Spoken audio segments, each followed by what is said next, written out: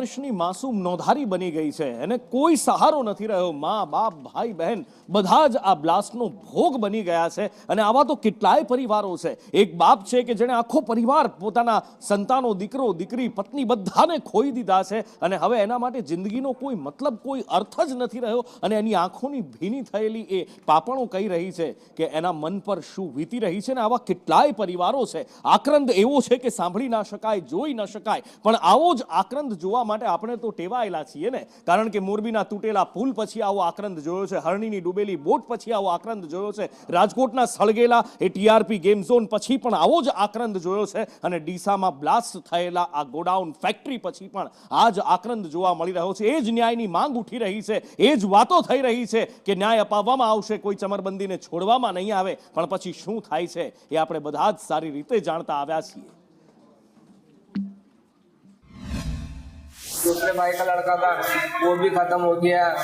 उसके बाद में जैसे पास में हमारे ही समाज वाले का गांव है संदलपुर में, उनका पूरा 4 परिवार था, वो भी चारों साथ में खत्म हो गया और तीनों एक के खत्म हो गया। सिर्फ एक लड़की बचा हुआ है उनका संदलपुर वाले का।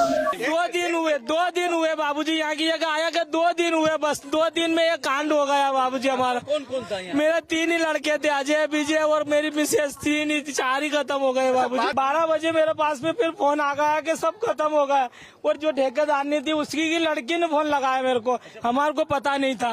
हमारे को इंसाफ चाहिए बाबूजी, हमारे को बस और कुछ नहीं चाहिए। लोग कहते हैं हमारे को आया, हमने सुबह 6 बजे के चले, ऐसी खबर आ रही कि 4 लाख का हो गया, तो हम दे दे, हमारे बच्चे दे दो हमारे को, बस 4 लाख हम दे देते हैं, हमारे बच्चे हमारे को दे दो, बस और कुछ नहीं चाहिए। ऐसी खबरें आ रही बाबूजी, तो हम क्या कर सकते हैं बताओ आप।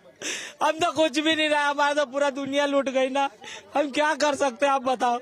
मेरा बेटा बहुत पोता था मेरा, फटाके के बैटरी के लिए आए थे, मजदूर के लिए आए, पेट खा रही है, पेट पापी है, इसके लिए आए। मैं भी दाड़की के लिए गई थी, मेरे को पता नहीं कि मेरा बेटा बम गया। हमने देखा 4 गाड़ी गई है, 7 भी गाड़ी गई है। मैंने मेरा बच्चा बच्ची की बॉडी पहुंचा दी, वहाँ पर न्याय चाहिए। मेरा बच्चा बच्ची का, मेरा बुढ़ापा का सारा कौन है? मेरा भी एक पोता, वो भी नहीं दिखा रहा है, कुछ भी नहीं दिखा रहा, फिर किसका सहारा दूंगा मैं जिंदगी मेरी बेकार हो गई ना। एमपी થી મૃતકોના પરિવારજન છે તે ડીસા સિવિલ ખાતે પહોંચ્યા છે। અત્યારે પરિવારજનો છે તે આક્રંદ કરી રહ્યા છે।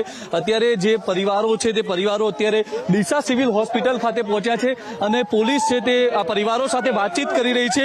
પરિવારોનો આક્રંદ છે તે ક્યાંક ને ક્યાંક જોવા મળી રહ્યો છે।